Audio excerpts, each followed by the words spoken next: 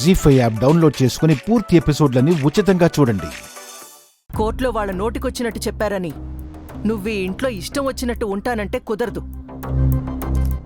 ఈ ఇంట్లో పని మనిషికున్న అర్హత కూడా నీకు లేదు.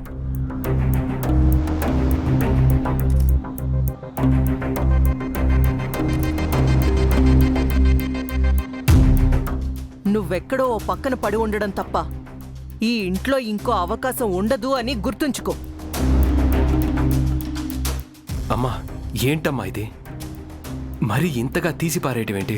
అవునానంద్, తను ఈ ఇంట్లో పని మనిషి కన్నా తక్కువే. ఈ ఇంటికి పనికిరాని మనిషి తను. ఈ ఇంటి పని మనిషికైనా ఒక విలువ ఉంటుంది, కానీ ఇక్కడున్న విలువేంటి?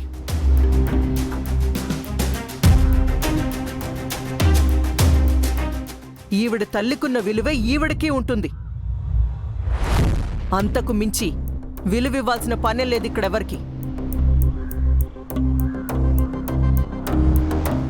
అయినా అంత జరిగిన తర్వాత కూడా అన్నీ తుడిచేసుకుని తిరిగి ఈ గడపలోనే అడుగుపెట్టింది అంటే ఈ క్యారెక్టర్ని ఏమనాలి?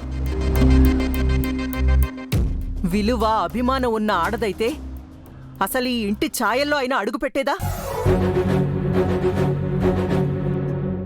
చైత్రకు విలువలేకో అభిమానవంతురాలు కాకనో కాదమ్మా.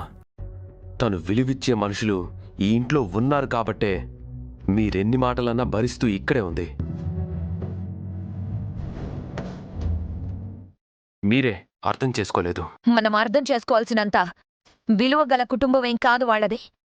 తల్లికున్న విలువ ఎంతో ఈ పిల్లకున్న విలువ కూడా అంతే. అవును, నా తల్లికున్న విలువే నాకు ఉంది.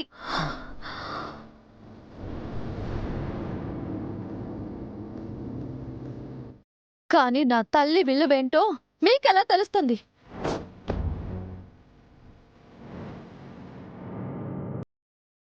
అపార్థపు మాయతో కళ్ళకి గంతులు కట్టుకుంటే మనుషులు కనబడరు, విలువలు కనబడవు.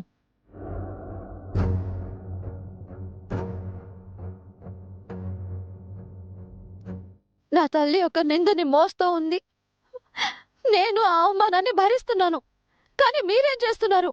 దాన్ని అడ్డు పెట్టుకుని మా బంధాన్ని తెంచాలని చూస్తున్నారు.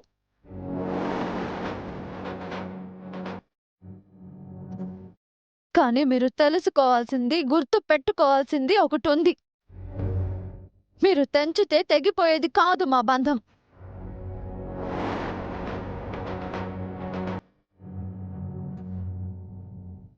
మా అమ్మ చేయని తప్పుకి శిక్ష అనుభవిస్తోంది. తను ఏంటో మీరందరూ గుర్తించే రోజు తప్పకుండా వస్తుంది. అతి త్వరలోనే వస్తుంది. ఆ రోజు మీరే అంటారు, సీతారత్నం గారి బిడ్డను ఈ ఇంటి కోడల్ని చేసుకోవటం ఈ ఇంటి గౌరవం అని.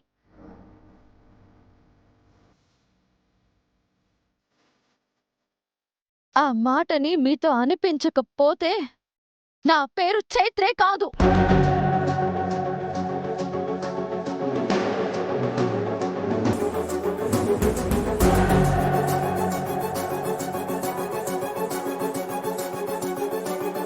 జీ5 యాప్ డౌన్లోడ్ చేసి అన్ని ఎపిసోడ్స్ పూర్తి ఉచితంగా చూడండి.